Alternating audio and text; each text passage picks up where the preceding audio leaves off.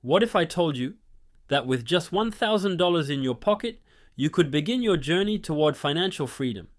You don't need to be a millionaire to start investing. In fact, many of the world's most successful investors began with far less than you might imagine. The key isn't the amount, it's the mindset. Right now, that $1,000 might be sitting in your savings account, earning close to nothing. Maybe you've been holding on to it, waiting for the perfect time to start. Maybe you've heard stories of people losing money in the stock market and you've been afraid. Or maybe you're simply overwhelmed and don't know where to start. This guide will change all that. Because this isn't just about investing $1,000, it's about planting a seed that could grow into a forest. Before we jump into how to invest, let's understand what you're investing in. The stock market is a platform where people buy and sell pieces of ownership in companies. These pieces are called stocks. When you own a stock, you own a small piece of that company. The goal of investing in the stock market is simple: buy low and sell high. But the path to doing that isn't always so straightforward. The stock market is influenced by news, global events, company performance, investor psychology, and more. Many people think investing is only for the rich, but that's a myth.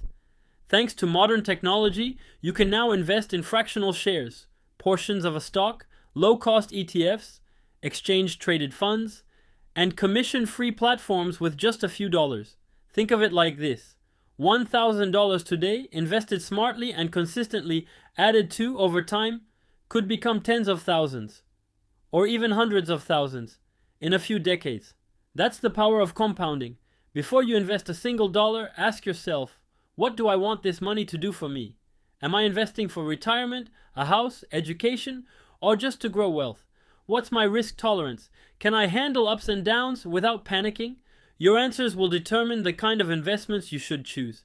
Investing isn't gambling. It's not about getting rich quick. It's a discipline, a way to grow your wealth slowly, steadily, and wisely. The right mindset means thinking long-term, staying calm during market drops, being consistent even if the results take time. Remember, emotional investors lose, disciplined investors win. With $1,000, it's important to minimize fees. Look for investment platforms that offer no account minimums, no commissions, fractional share investing, automatic reinvestment of dividends, DRIP. Some popular platforms include Fidelity, Charles Schwab, Robinhood, Webull, and M1 Finance.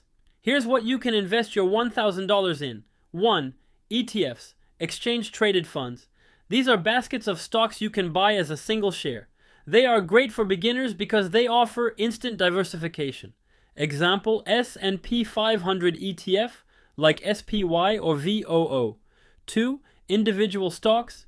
If you believe in certain companies, like Apple, Tesla, or Amazon, you can invest directly in their stock. With fractional shares, you don't need to buy a full share.